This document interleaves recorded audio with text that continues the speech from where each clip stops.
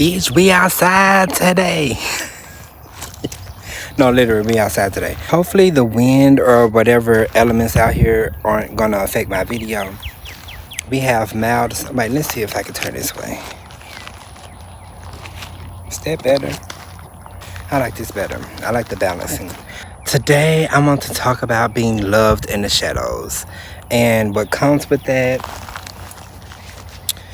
why someone may experience that, and so on and so forth. I got my handy dandy towel with me today, child, because we outside and I need to stay picture ready. Oh, yes, I'm bald. Yeah, so that's a thing. But this video, where I got the inspiration to make this video, is, I feel like I'm similar to Kali Uchis. I was watching an interview with Kali Uchis. I know I'm going off on a tangent. Stay with me. She was talking about how she get like her best song inspiration, lyrics and stuff while she's in the shower, just showering and stuff. I think it's a cancer thing. I don't know if it's a bathroom thing. I don't know if it's a water thing. But I also get some of my topics and ideas while sitting on the toilet and thinking, or while walking and thinking, like what I was doing before now. And I was just thinking about the influx of videos surrounding DL men, and you get to a certain point in your gay journey where you just stop dealing with DL men and this, that, the other. And I feel like this perspective came from, oh, you little bitch. Carpenter bees be so nosy and they be getting all up in your business. They be like, who is you, hoe? ADHD, that perspective comes from a lot of gays that maybe grew up or live in more metropolitan areas or live in areas where there are more queer people or more out queer people or less discreet and out queer gay people. And so their experiences differ for somebody that lives in maybe a small town in the country or lives in the country or lives down south in the Bible Belt. Experiences are different and sensibilities are different. And me coming from the perspective that I come from, I have a empathy for people that find themselves in situations with DL men, because I have also found myself in situations with DL men because of the culture and because of society and because of the way things are kind of done around here and around. I feel like my situation is similar to a lot of gays from smaller cities and stuff, in terms of maybe not in terms of perspective, but maybe in terms of experiences and like what's available to them in terms of dating, relationships, sex, all those things. So that's what really kind of stemmed this video, because I feel like it's a perspective that often is overlooked or often is not acknowledged. And I wanted to make something really clear. Yes, a lot of gays in their younger years had experiences with DL men or this, that, the other, but it's the reasoning behind it. I never dealt with DL men because I wanted this masculinity, or I had a certain idea of what DL men were and that's what I wanted. I'm talking about the perspective of maybe having a little bit of that, but mostly that being what's mostly available to you and what is mostly attracted to you. So yeah, especially when someone from a small town or whatever moves to a bigger city, their perspective changes, their ideas of things change. So the things they may have felt, when they were like 18 to 20 or however old they were before they left their hometown or small town, they change once they get to a more metropolitan area or an area where there are more gay people and more queer people. And sometimes they wait till they get to those areas, those metropolitan areas, before they come out and stuff. So they maybe didn't even really have so many queer experiences in that small town that they came from. They waited till they got, to a more metropolitan area, which is very understandable.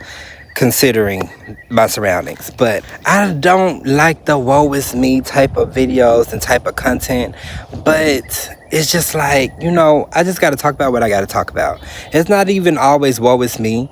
It's just, I'm just stating my truth. It's not like I want y'all to necessarily always have sympathy for me or empathy for me, which it would be nice if you could graciously extend it towards me, as I would do to anyone else on the internet or anyone else whose story I can relate to or that I'm listening to.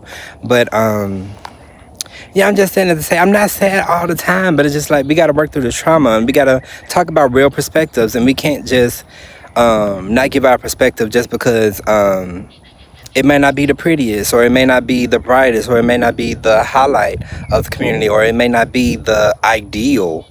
And that's why I'm here. I'm not for everyone. I'm not that ideal. But let's get back into what we were talking about. ADHD. As I've mentioned previously in videos like my HIV video, and what that came with and how I had got to that point. And also, I think I mentioned it a little bit in my, what video was that? One of my videos. I kind of touch on it a lot throughout my content and throughout what I talk about. Oh shoot, let me pause my workout, child. But, gotta get it right. ADHD, but get into the face real quick, cause okay, ADHD. I'm sorry, ADHD. ADHD. I love how I put white on the blue ones. Ignore me. ADHD. Little bitch. Okay, let's start with the DL man thing. And I think that'll help me get off into all the things I really want to talk about. I'm gonna start with the DL man thing. I am someone who used to be a DL man. Let me define DL man for you guys. My definition of DL man, because I feel like a lot of people are misconstruing what it means or can mean. Wait, let me see what this do. I don't like that. ADHD. I think a lot of people are misconstruing what that means and what it originally meant. And there are some new definitions coming forward, and people are making it seem like that is the only definition of this word and the only perspective of this word. You know what? I'll just let my TikTok explain my definition really quick. I have a TikTok on this. No, because it's really starting to piss me off. DL is not this niche person that y'all keep talking about, this very specific person. That is not what DL means. DL is an abbreviation for the two words down low. Down low. Some may ask, what do you mean by down low? Are you squatting? No. Down low means that someone is doing something or have a certain identity that they're being low about, like they don't want no one to know about it, so they're doing it on the down low. If they're having relations with the same sex and they don't want other people to know that, or with a multitude of sexes and genders and they don't want nobody to know that, they do it on the down low, meaning they don't want nobody to know. If they have the, if they're a homosexual, a bisexual person, and they don't want nobody to know that, they're DL. You can also use the term closeted. DL and closeted are the same things. Y'all are saying that down low is a specific guy that dates women and goes about doing it that route. That is a route of some people that are DL, but that is not the whole of DL individuals. Not all DL people have girlfriends or try to seek girlfriends. Not all DL people cheat and do all this other stuff. There are DL men out here that are married to their women, married to their wives, and have not cheated on them not one time, but they're still homosexuals, and their identity is on the DL. Meaning nobody knows about it. And I'm 23, y'all. I don't like how people are trying to change this term up. Y'all got these heterosexual people out here, these straight people out here misusing the term because y'all don't understand the term. And I'm sick of it. And I don't like the way this term is being twisted right before our eyes. So I'm trying to set the record straight. DL is not the men that be cheating on heterosexual women, trying to act like they're in a heterosexual relationship and trying to act non-queer. That is not all the whole of DL and DL meaning. That is a niche part, a niche group of people, a niche demographic of DL individuals. That's my definition of DL, basically. I'm someone who used to be a DL. Not that I was doing anything on a DL per se in the beginning parts. I just kept certain parts of my identity on the down low. I kept certain parts of my identity on the low. And that's not to say that I always knew what my identity was, because I didn't know what gay was for a very long time. Gay was one of those terms that I learned at school from other students and stuff. I didn't really know what it meant. And I wasn't blatantly asking people what gay meant either, because I already had a perspective. Whenever the word came up, I knew it was a negative thing. So it wasn't like even while being like little schoolboys, being with your guy friends and stuff, and they be like, oh, that's gay, and we avoid this thing. You make a perspective, and you kind of define things in your own head, even though it's not what it really means, just based off of what you're experiencing and how people are interacting with this word. And so you develop certain connotations to certain words, and gay was one of those words where I didn't necessarily know what it meant, but I knew people were saying things like no homo because they got that from different shows, or that's gay, or whatever that they were being influenced by, where they got this thing to say and do and know when to say it, and this, that, the other. And Paul's from the Boondocks, I think, or wherever Paul's is from. But I say all that to say, I already had a negative perspective of that, and growing up in the country, in a smaller town in the Bible Belt in Louisiana, what I've noticed now as an adult, after let me bring this down just a little bit. After coming out as queer, being gay, interacted with different queer people, seeing different queer people on the internet, I've realized there have probably been queer people all, like, kind of around me, not all around me, but kind of here and there, and I've interacted with them, but I didn't know what their identity was. I didn't know they were queer in any sense, because it's something that's not talked about. It's something that's very taboo. Even today in 2025, it still can be very taboo. You probably had all them women teachers, they didn't all have husbands.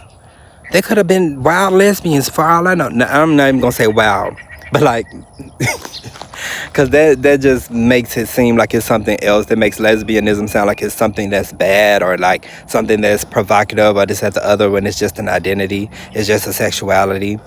Sexuality doesn't necessarily mean sex. So let me correct myself. But yeah, you could have had some lesbian teachers. You could have had some gay male teachers. You could have had some non-binary teachers. But those were things that were kind of they were probably on a down low.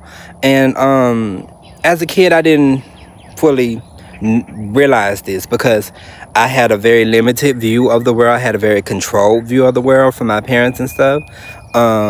So I could have been around a queer person. I wouldn't have known nothing of it. I just would have thought, that person is a little different. That man over there is, I don't know. I didn't know the word flamboyant at the time, but he's a little bit more flamboyant.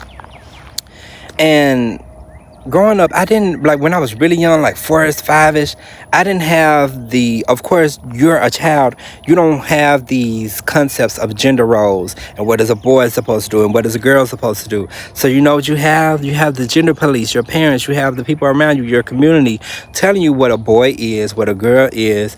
And since you are a boy, since you are a male, you're supposed to act this way, and girls are supposed to do this thing. If you fall outside of what society and what manhood and boyhood is supposed to be, we are going to reprimand you and get you back in line, get you back how you're supposed to be. Because we do this under the guise of I'm trying to help you, I'm trying to protect you, I'm trying to lead you in the right way. But a lot of times it's very negative from the perspective of somebody that was on the receiving end of it. It's very negative.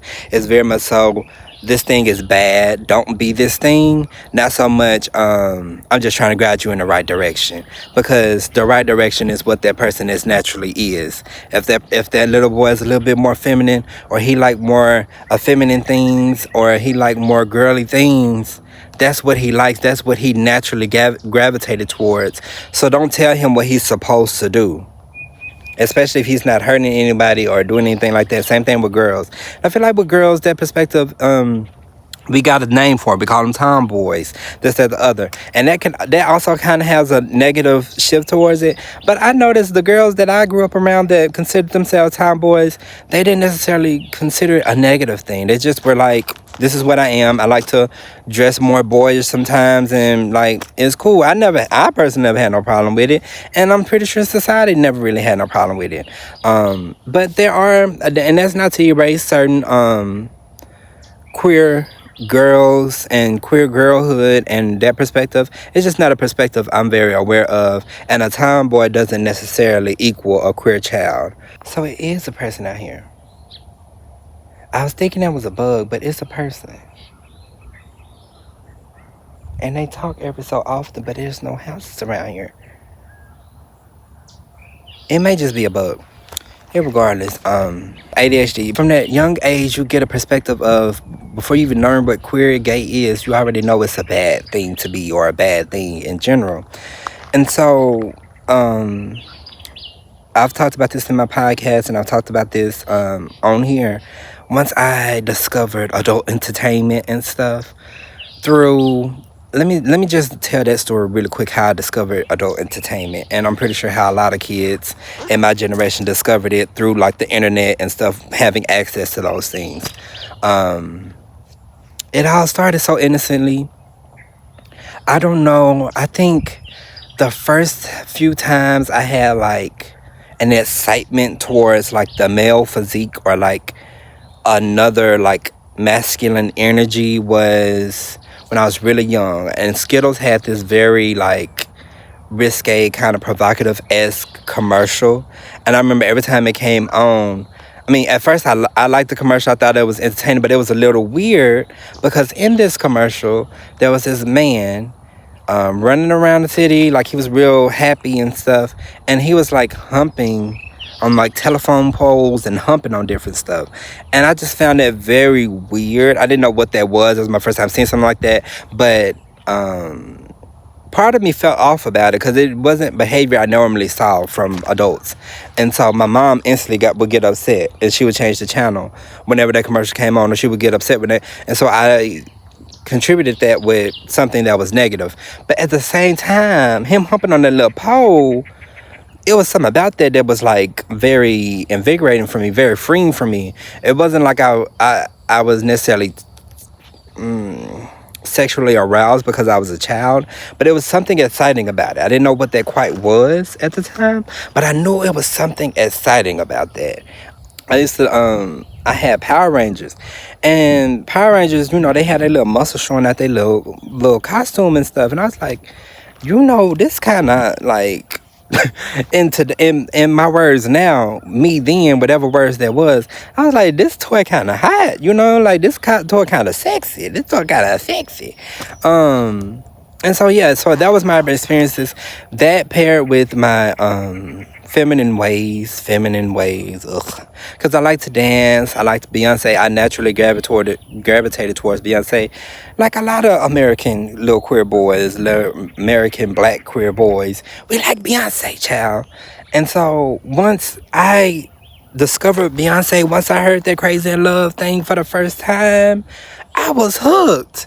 And this was right around the B-Day era where I'm discovering her. And so like the videos, like, I didn't know how albums and stuff work back then. I say this all the time. But like whenever I saw some new content, or I saw something new from her, I was gagged and I was set. And so her music just naturally just made me want to dance. It naturally just pulled that out of me. And that was something that I even envisioned as a child, just me being on the stage and me dancing, me expressing myself, because that's something I used to do as a child. But then once it became once my brother started to gender police me because I was acting outside of the very masculine roles or what he saw masculinity to be. He started reprimanding me. He started saying, "Oh, that's like you dancing like a girl. You doing this like a girl. This, that, the other." And so that made me hide over time. Of course, that made me hide those parts of myself. That made me. I'm saying all this to say that made me hide different parts of myself, and to know that if my own family, the people I live with and interact with every single day that supposedly love me, are telling me these things, the world is definitely going to do these things. The world is definitely going to reprimand me and probably be even harsher because this is my family. Why would my family be harsh? Me kid thinking. And so, and I just really want to let me touch on that a little bit more with my brother, because it was not only just you're dancing like a girl, you're doing. It was with a disgusted face. It was with a very disgusted demeanor. Like he was very disgusted by me. My mother also reprimanded me. I've told these stories in the past, so I'm not gonna retell them. Go look at some of my older videos and stuff, and you can get a different feel about me and my family dynamic growing up and stuff. But yeah, I knew it was the thing to hide. I knew it was not the cool thing to be. I knew it was not the thing to be. Which I didn't know what that was. I just knew these things, this realm of things is for girls, and I'm not supposed to do those things. So it developed this thing of being on a down low. It not in a sense down low. So once I discovered adult entertainment, it started off innocent, me looking up boys kissing boys like any kid, or girls, any queer kid, probably a girl looking up girls kissing girls, and it brought that excitement back again. And you know, of course, by this time I'm starting to hit puberty and stuff, so my body is starting to do things, and my body is starting to feel more sexually aroused by different things and at this age. And so, you know, most boys start to feel that energy towards girls. I was starting to feel the energy towards boys, but I knew societally, and I knew I was supposed to like girls, but I knew this thing. I knew when, like, something about when two boys kiss each other or something, that was exciting to me. I didn't know if it was because it was different than what I've always seen my whole life, but I knew it was exciting to me. I had never felt that excitement like when a man kissed a woman. I didn't feel that as opposed to when a man kissed a man. It was something different about that for me. You know, eventually I got into watching adult films and stuff. I actually, what's funny about it, I'm glad I wasn't influenced by a sibling or by an older person or by a schoolmate that was like, you know, that taught me about masturbation or whatever.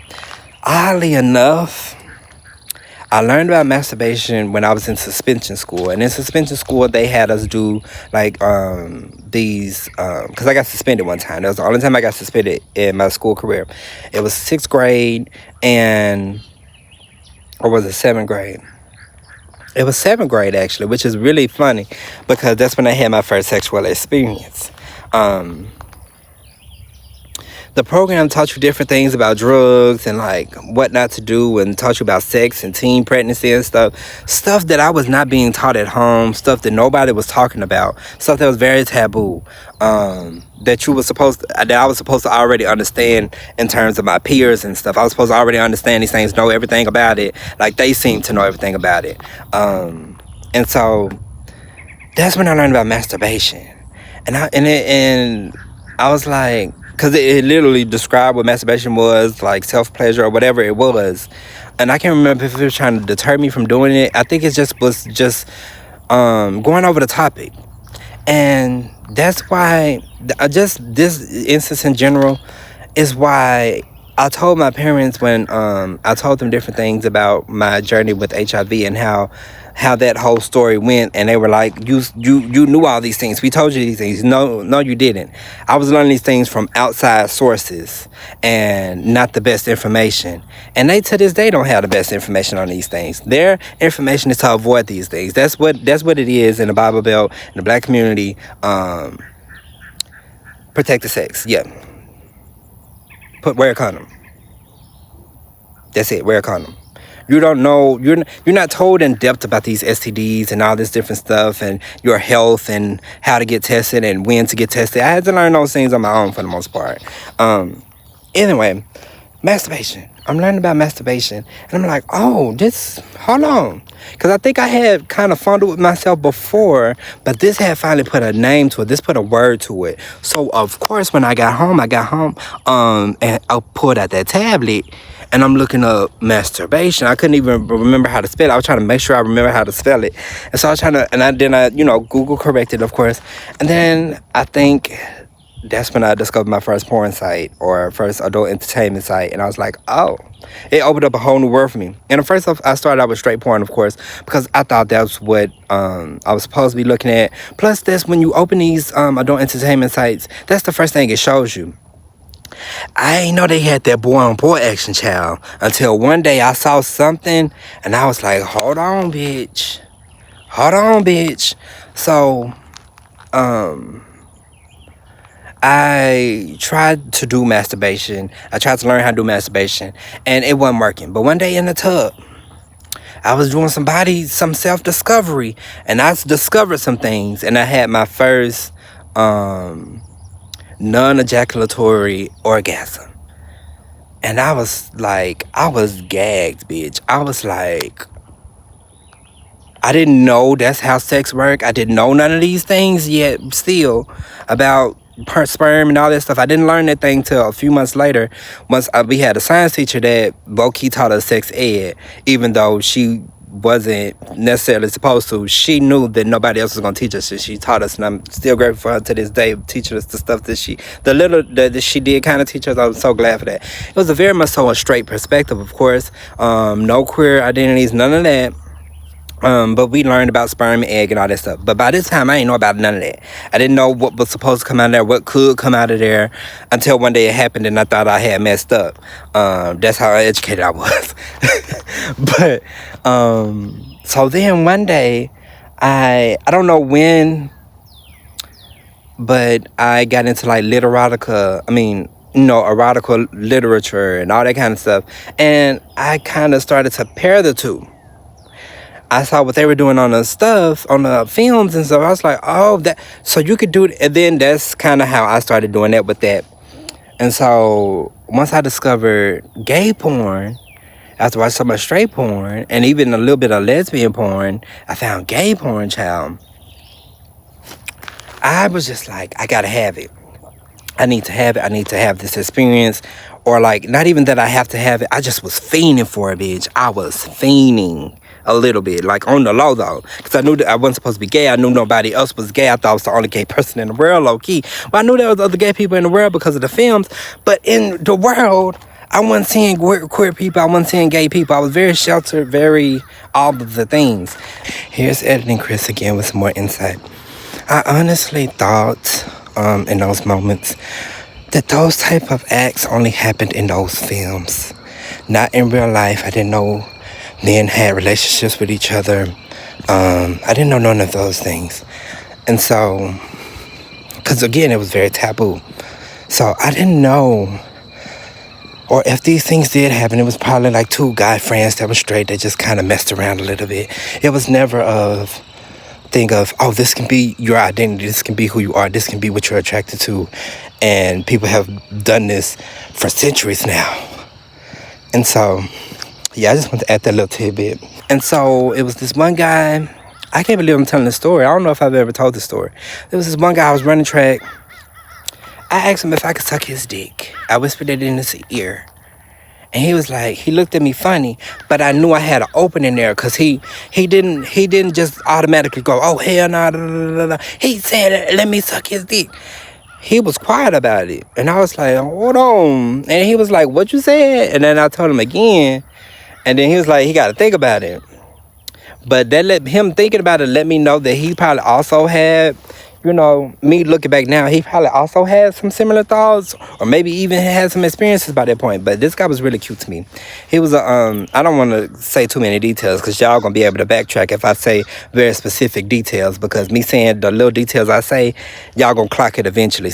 Clock it automatically. So I ain't even gonna say no details about the guy. But yeah, so he let me do it. And so we waited till everybody got dressed out, dressed back, because we had buses to take us home after track practice. And so, as everybody left, that's when I started doing my thing. And I was like, oh my gosh, I like this. I liked how it tasted. I liked how it smelled. Like, it was clean. I just was like, I like this. And I was like, I finally get to do this. I didn't know what I was doing. I was a little teethy at first. He helped me a little bit. And I knew he had had sexual experiences before. Because, these kids, they be talking about it. Just like these niggas. Y'all grown niggas on Twitter still talking about sex like y'all in junior high. It's the same shit. So I knew he was experienced, or I knew he had experiences. And so, yeah, I was enjoying myself, child. And that turned into like maybe 2 or 3 more occasions. One occasion we tried to do but there was no lubrication. I didn't know how these things worked. We were trying to hide from other people that was low key around. It was kind of like a little public situation, but it was still like in the track realm. And so it didn't quite work out. And then I think after that we just kind of, just had little situations here and there. But me and him ended up falling out over some other shit, and so that just never happened again. But it was kind of hot though. But it was also on the down low. It was very much so, I don't want nobody to find out about this. Nobody can find out about this. And that was my first experience. And then after that, I had no experiences after that.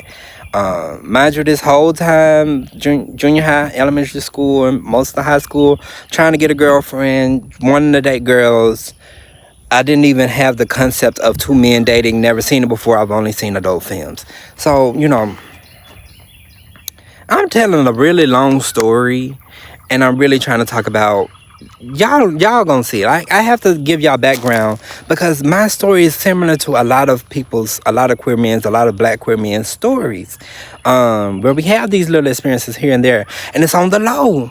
But I thank goodness for me. Not thank goodness, but kind of thank goodness I didn't have other people around me. I didn't know about Grindr. I didn't know about none of these things. And so that little experiences was just what it was. And I had to be very bold to even ask him that. That took a very big risk, but it was just like I wanted to do. Because, like, I know I got one, and I know y'all got one. So pull it out. That was the energy. I wanted to taste the deep. I had not had no experiences up to high school, but whenever I watched adult films, I was watching Man on Man and all that. I wasn't watching Man on Woman. Every once in a while I would, but it wasn't really my cup of tea. Women's bodies never really turned me on like that. When I was watching the straight stuff, it was the men in the videos that always turned me on to this day. That's what it is. The men, like the girls, like y'all cute or whatever, like that's kind of cunt. How y'all like got that like that and it's set up like that and like it's just for insertion. Again, I know it's not just for insertion. I was very much so simpling it down, but that was my ideas of it at that time. And it's just like, that's kind of cool. It's cool to me. That's what I'm trying to say. It's cool to me.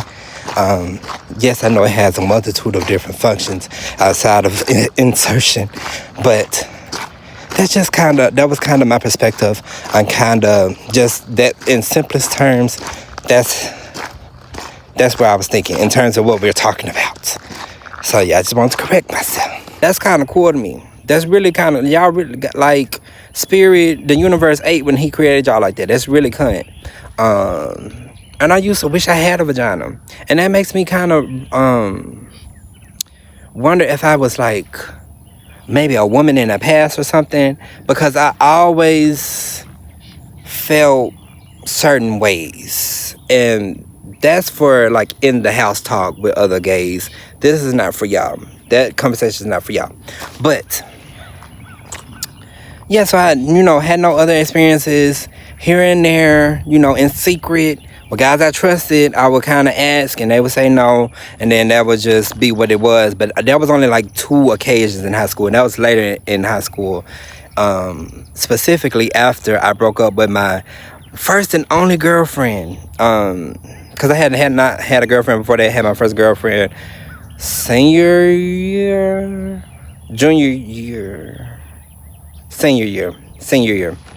And so after that situation, I think after that, I just was like, I can't live my life like that forever. I don't really like girls. I don't really like having sex with girls. I never kissed that girl. We was together for 3 months. I never kissed her. That says a lot. But at the same time, when you never kiss nobody, you never kiss nobody. And like, that shit is scary as fuck. Like, what if I do it wrong? What if this nasty? Like, what? I don't know. Like, putting somebody's mouth on somebody else's mouth. Like, that was a lot. That was a lot. And so I never kissed her. I've kissed men, of course. I don't think I've ever kissed a girl.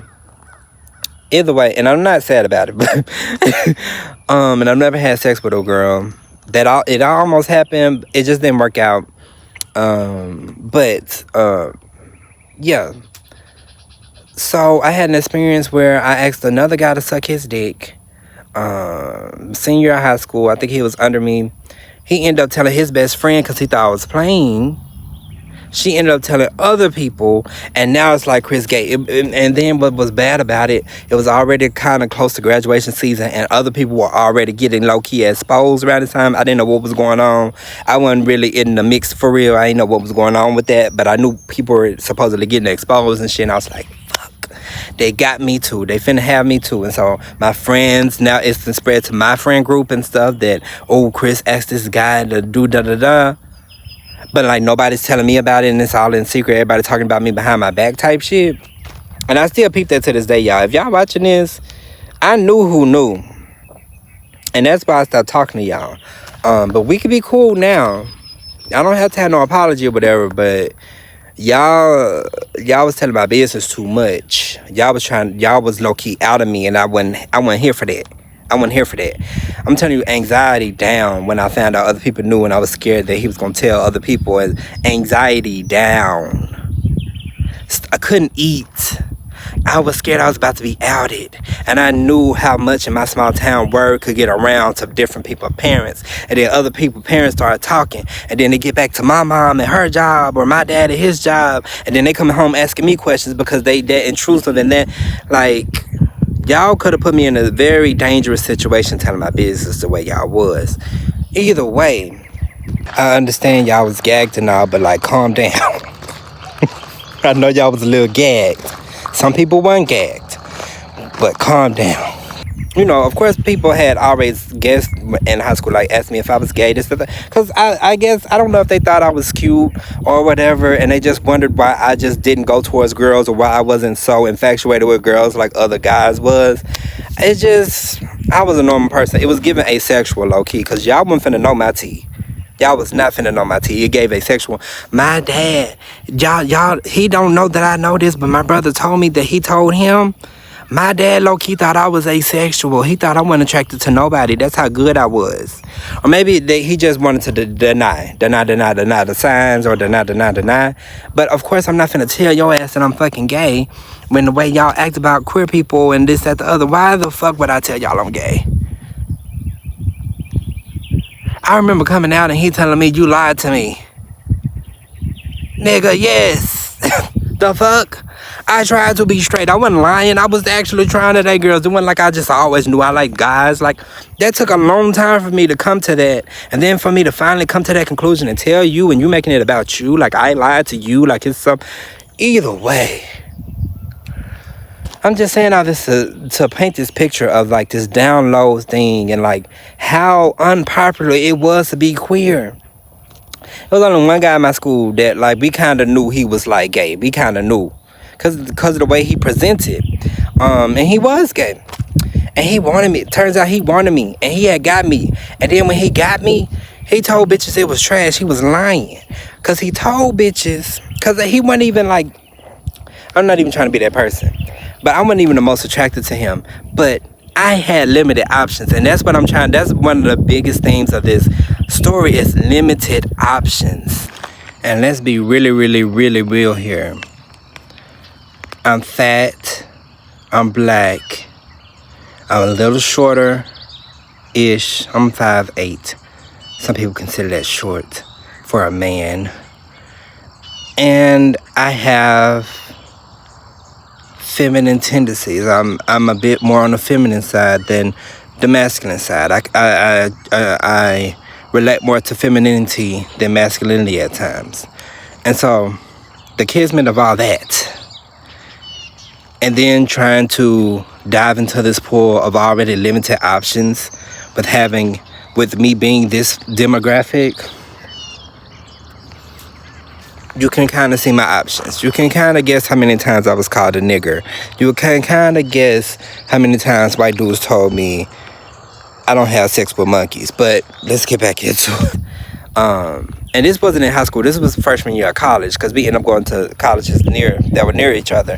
And so he was on Grindr, and that's when I don't know, I had saw a commercial about Grindr. I had saw an ad for Grindr on one of these adult film sites or whatever. But there was an inkling, a seed planted in my brain about this thing called Grindr. And that's when I downloaded it in college. I talked about that in my HIV video. I kind of talked about that. And so my first introduction to the gay community is through Grindr. I didn't even know there was a such thing as a gay community. I knew that the rainbow flag represented the gay people and stuff, but I didn't know there was a whole community of people that intermingle with each other, get to know people. I didn't know about Stonewall. I didn't know about all of this stuff. I didn't even know about Stonewall till after I came out. I still didn't know about Stonewall because this stuff is not taught in schools. Let me just say this.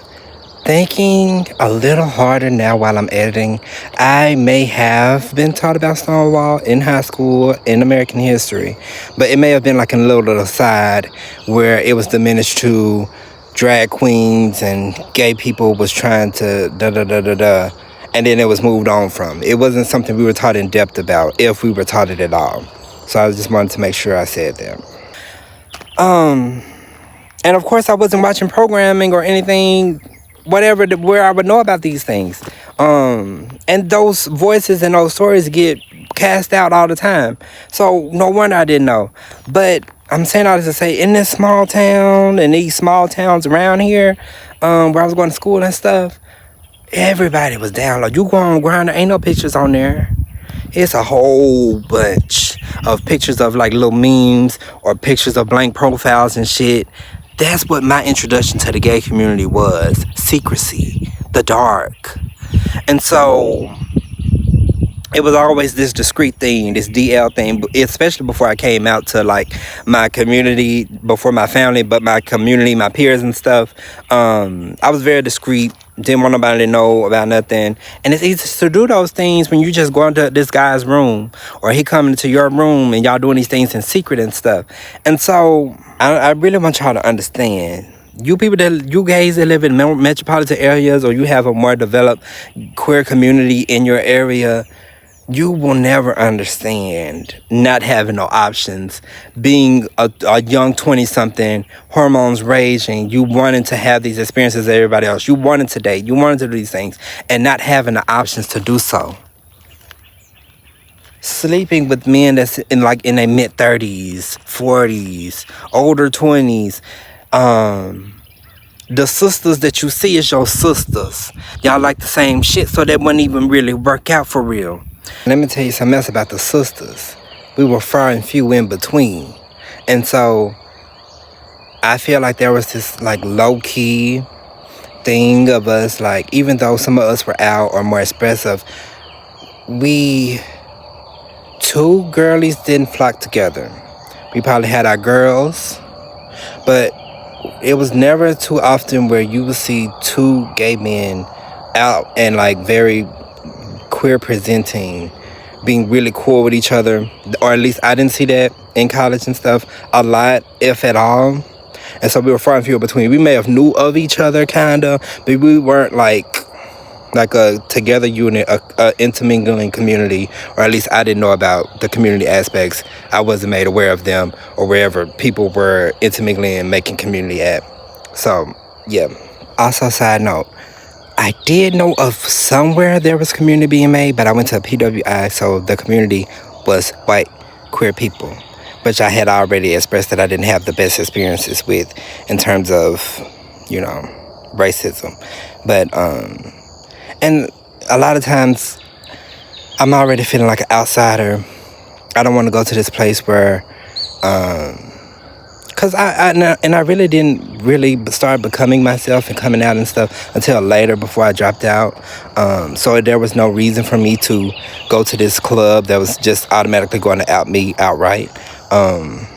And plus, I already feel like an outsider, and I don't like feeling even more of an outsider, not having people that look like me and have had similar experiences to me in terms of race and sexuality, like that. Y'all know the word, but that. So yeah. Oh yeah, and I say that to say I didn't have a lot of queer friends, or the girlies that I consider the girlies. We really weren't the closest friends if we weren't having, sexual relations, because that's just kind of how it kind of was at that time for me, and that's kind of what I experienced. I'm a lot better with making friends now, but back then it was either I'm having sex with this person or not. And if it's a friendship, the other person, either they want it to be sexual or we're not really going to do anything, because everybody's either trying to find a relationship or sex. And so that leaves no room for friendship for people that are more similar to you and this, that, the other. So yeah. The guys you really are attracted to, they DL. They're like, because I'm attracted to balance. I don't even like. I've grown to not like that term balance, because it proves that someone can be unbalanced if they lean more the other way or the other way, feminine or masculine.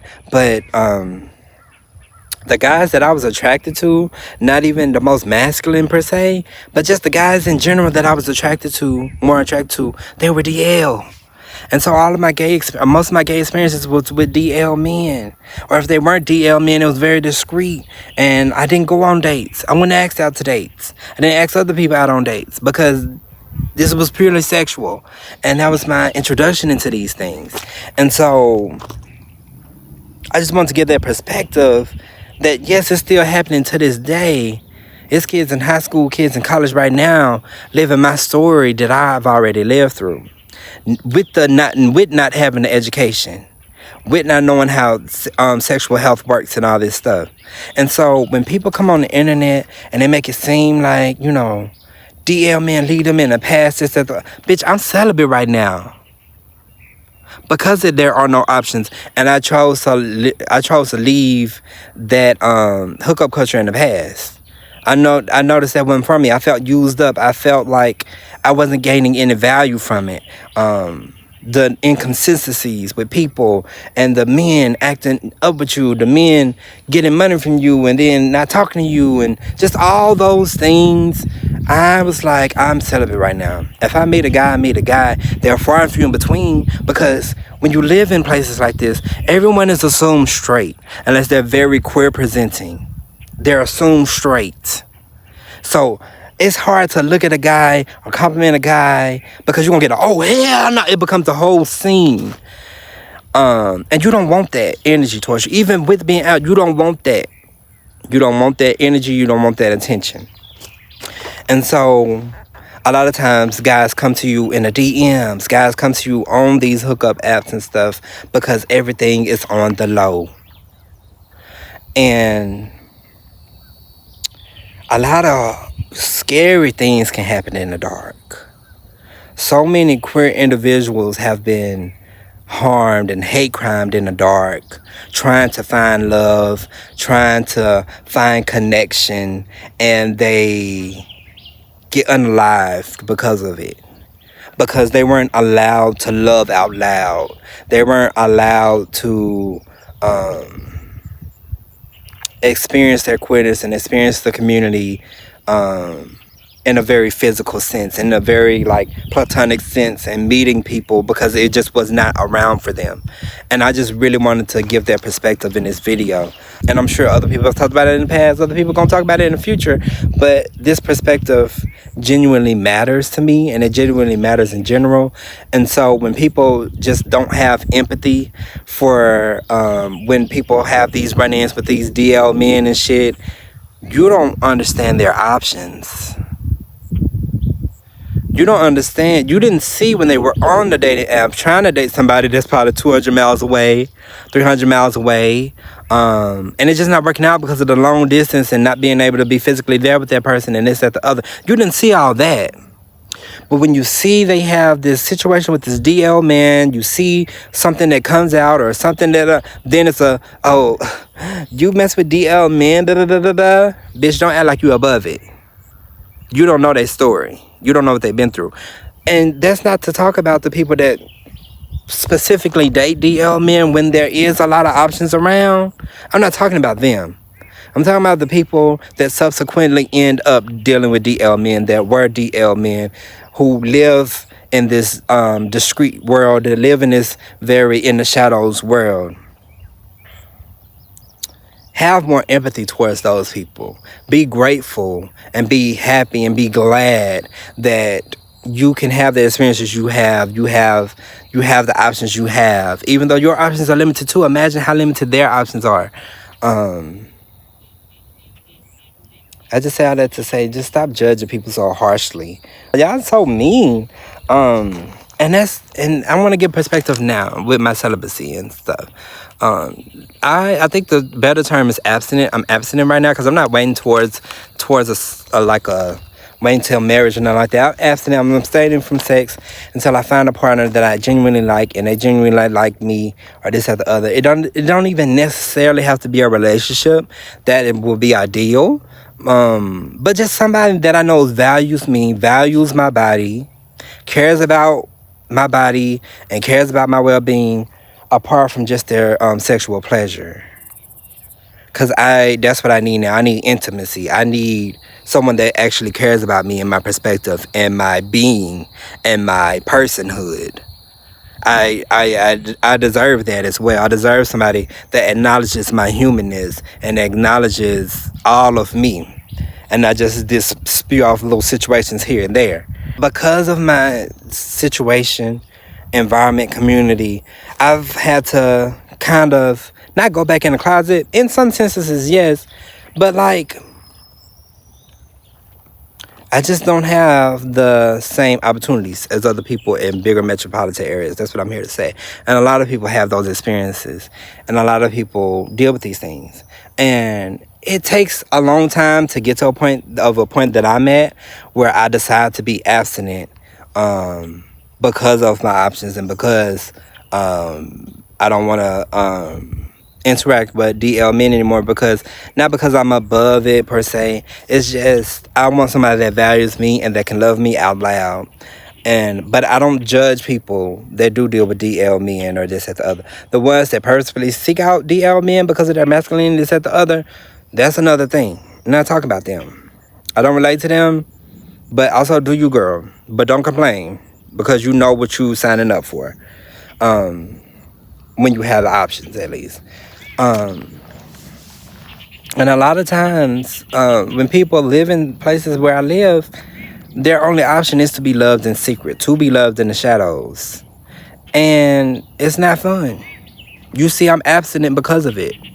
Single because of it. A lot of men that are actually attracted to me, that actually express interest in me, they aren't out men. They're DL men. They're older men. You niggas don't like me for real? Let me correct myself. For the most part, yes. I don't get a lot of love in that aspect. But I have noticed that in person and with the few, queer clubs I've been to on a trip or so, I'm received a lot better in person than over the internet and trying to meet people online. I'm received a lot better in person. But I'm not in that community. I'm not in that location or space yet. So, yeah. Or if you do like me, you're not comfortable enough to express that towards me or to approach me or to gain a friendship with me and talk to me because of just society and all that and probably rejection and all that. I just wish people were more empathetic to different people's situations and different people's environments and communities. I think a lot of times societally we expect people in spaces like mine to just be okay with that because until we get to our more metropolitan area or more liberal area, and we kind of expect them to be more conservative or to be in the closet because we just accept the way things are in these places. And so we expect them to have our same sensibilities with having more options. We expect them to be abstinent, to be celibate, to not deal with these DL men, because we know that's not the ideal, but a lot of times that's people's only options to experience somewhat love or somewhat connection. And so we should stop blaming people and stop expecting these things from people when we're not living that situation. When you guys that are listening to this perspective now, that probably never heard this perspective or only watch people that live in more metropolitan areas, look at the demographic of that person. Look at the socialization of that person, where that person lives and stuff, and judge if you want to continue to listen to this perspective. Being loved in the shadows is not a fun thing. Being loved in the shadows can be a dangerous thing. And being loved in the shadows is some people's only option, or their only option temporarily. And so be more empathetic towards that. If you never lived this life, if you never lived that life, shut the fuck up, because you don't know what you're talking about, and you haven't been through it, you haven't experienced it, so shut up. You judging from outside the club. You judging from a whole nother perspective. You judging from a person with more options. Stay your ass over there. But yeah, so now I'm about to actually close the video. Thank y'all for watching this video. Hopefully you gain some type of value from this. Hopefully you gain some perspective from this video. Don't just look at my video. Look at studies. Do some research. Look at other people's perspectives. And know that queer doesn't just come in one way.